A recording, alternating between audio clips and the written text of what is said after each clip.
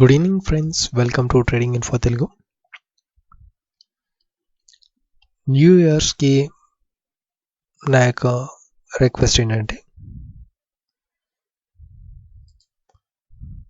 మన యొక్క trading info Telugu ఛానల్లో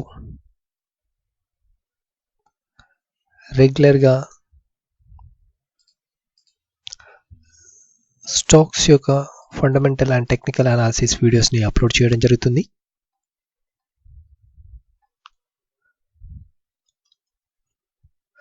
తప్పకుండా మన వీడియోస్ని చూడండి. ఇంతవరకు న్యూ ఇయర్స్ ఎవరైతే సబ్స్క్రైబ్ చేసుకోలేదో తప్పకుండా మన యొక్క ఛానల్ని సబ్స్క్రైబ్ చేసుకోండి.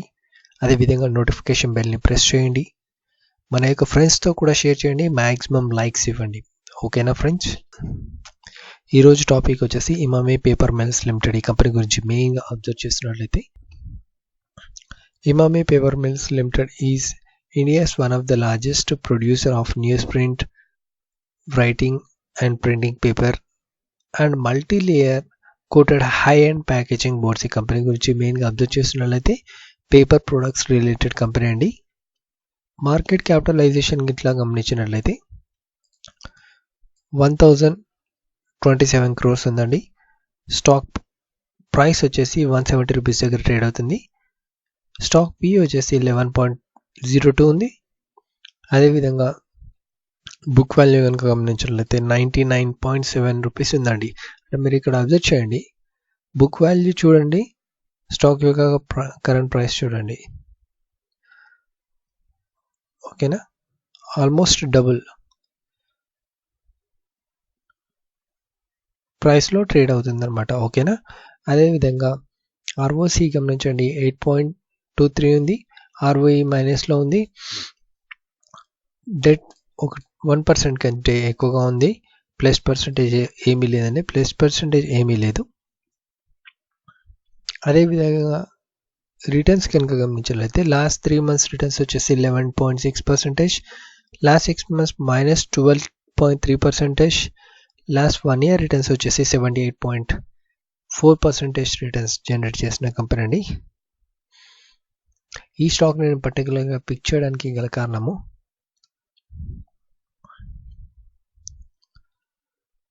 మీరు ఈ వీడియో మొత్తాన్ని స్కిప్ చేయకుండా చూసినట్లయితే క్లియర్గా అర్థమవుతుందండి. ఓకేనా ఫ్రెండ్స్? క్వార్టర్లీ రిజల్ట్స్ కనుక మనం అబ్జర్వ్ చేసినట్లయితే, క్వార్టర్లీ రిజల్ట్స్ మీరు అబ్జర్వ్ చేయండి. Quarterly results sales quarter and quarter పెరుగుతున్నాయా తగ్గుతున్నాయా అనేది అబ్జర్వ్ చేయాల్సి ఉంటుంది. ఇక్కడ మీరు అబ్జర్వ్ చేయండి, సేల్స్ అనేది క్వార్టర్ అండ్ క్వార్టర్ పెరుగుతున్నాయా తగ్గుతున్నాయా చూడండి. కన్సిస్టెన్సీగా సేల్స్ అనేవి పెరగడం జరుగుతున్నాయి. అదేవిధంగా ఆపరేటింగ్ ప్రాఫిట్ పెరుగుతుందా తగ్గుతుందో కూడా అబ్జర్వ్ చేయాల్సి ఉంటుంది. కన్సిస్టెన్సీగా ఆపరేటింగ్ ప్రాఫిట్ కన్సిస్టెన్సీ మెయింటైన్ చేయడం జరుగుతుంది. అదేవిధంగా నెట్ ప్రాఫిట్ మీరు అబ్జర్వ్ చేయండి, నెట్ ప్రాఫిట్ పెరుగుతుందా తగ్గుతుందా అనేది కూడా అబ్జర్వ్ చేయాల్సి ఉంటుంది. నెట్ ప్రాఫిట్ చూడండి, క్వార్టర్ అండ్ క్వార్టర్ అబ్జర్వ్ చేస్తున్నట్లయితే నెట్ ప్రాఫిట్ అనేది కాస్త తగ్గినట్లు కనిపిస్తుంది. ఓకేనా?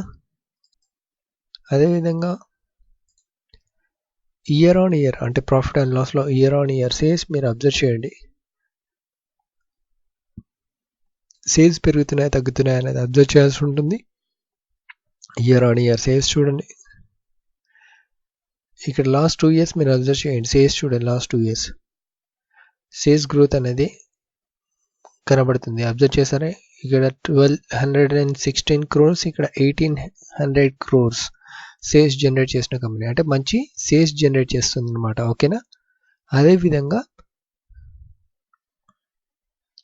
ఆపరేటింగ్ ప్రాఫిట్ని కూడా మీరు అబ్జర్వ్ చేయండి. Year on year operating profit మీరు అబ్జర్వ్ చేయండి.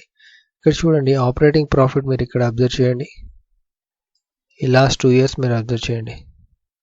చూసారు, మంచి ఆపరేటింగ్ ప్రాఫిట్ జనరేట్ చేస్తున్న కంపెనీ. అదేవిధంగా నెట్ ప్రాఫిట్ని మీరు అబ్జర్వ్ చేయండి.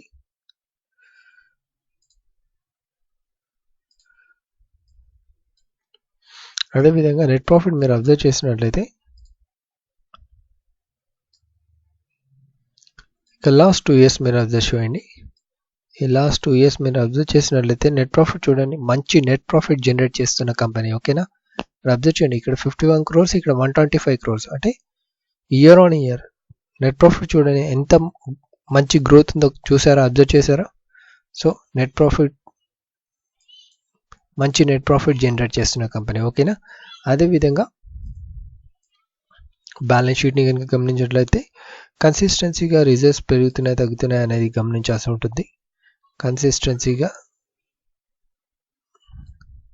రిజర్వ్స్ అనేది పెంచుకోవడం జరుగుతుంది. మీరు అబ్జర్వ్ చేయండి, ఇక్కడ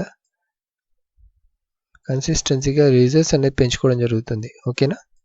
అదేవిధంగా బోరింగ్స్ తగ్గించుకుంటున్నారా పెంచుకుంటున్నారా అనేది కూడా అబ్జర్వ్ చేయాల్సి ఉంటుంది. ఇక్కడ చూడండి బోరింగ్స్, ఇక్కడ మీరు ఈ జోన్లో మీరు అబ్జర్వ్ చేయండి.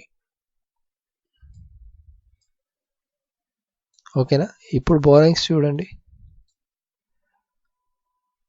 బోరింగ్స్ కన్సిస్టెన్సీగా 50% తగ్గించుకోవడం జరిగింది. ఆల్మోస్ట్ చూసారా, కన్సిస్టెన్సీగా బోరింగ్స్ తగ్గించుకుంటున్నారు. ఓకేనా. అంటే బోరింగ్స్ తగ్గించుకుంటున్నారు, అదేవిధంగా రిజర్వ్స్ పెంచుకోవడం జరుగుతుంది. సో ఇది మనం ఒక పాజిటివ్ ఫ్యాక్టర్గా కన్సిడర్ చేయవచ్చు. అదేవిధంగా క్యాష్ ఫ్లోస్లో కనుక అబ్జర్వ్ చేసినట్లయితే cash from operating activity maximum పాజిటివ్లానే పోస్ట్ చేయడం జరుగుతుందండి. ఓకేనా.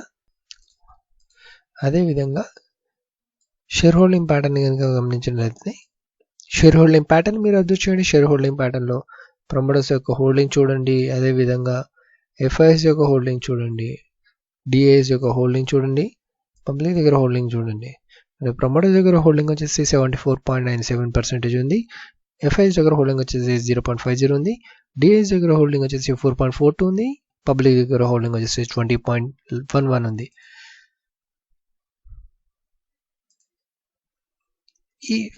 ఈ స్టాక్ని పర్టికులర్గా పిక్ చేయడానికి గల కారణం ఫండమెంటల్లీ కాస్త గ్రోత్ అవుతున్న కంపెనీ అండి. లాస్ట్ 2 years నుంచి మనం అబ్జర్వ్ చేసినట్లయితే, అందుకే ఈ స్టాక్ నేను పర్టికులర్గా పిక్ చేసి ఎక్స్ప్లెయిన్ చేయడం జరుగుతుంది. అదేవిధంగా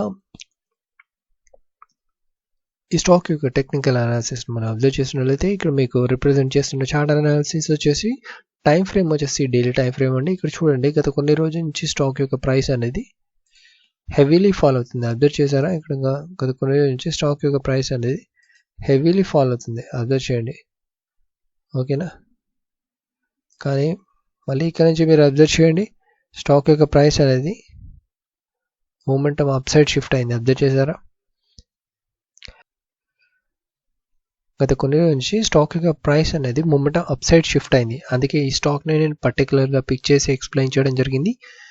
తప్పకుండా ఈ స్టాక్ని మీ యొక్క వాచ్ లిస్ట్లో యాడ్ చేసుకోండి. అదేవిధంగా నా యొక్క చిన్న రిక్వెస్ట్ ఏంటంటే, మీరు ఏ స్టాక్లో ఇన్వెస్ట్మెంట్ చేయాలనుకున్నా మీ యొక్క ఫైనాన్షియల్ అడ్వైజర్ సలహా మేరకు ఇన్వెస్ట్మెంట్ చేయడానికి ట్రై చేయండి. ఓకేనా ఫ్రెండ్స్. ఇలాంటి స్టాక్స్ యొక్క ఫండమెంటల్ టెక్నికల్ అనాలిసిస్ వీడియోస్ని మన యొక్క ట్రేడింగ్ ఇన్ఫో తెలుగు ఛానల్లో రెగ్యులర్గా అప్లోడ్ చేయడం జరుగుతుంది. తప్పకుండా వీడియోస్ని చూడండి, మీ యొక్క సపోర్ట్ని తెలియజేయండి. అదేవిధంగా మీ యొక్క క్వరీస్ని కూడా మీ యొక్క కామెంట్ రూపంలో తప్పకుండా తెలియజేయండి. ఓకేనా ఫ్రెండ్స్. Thank you friends.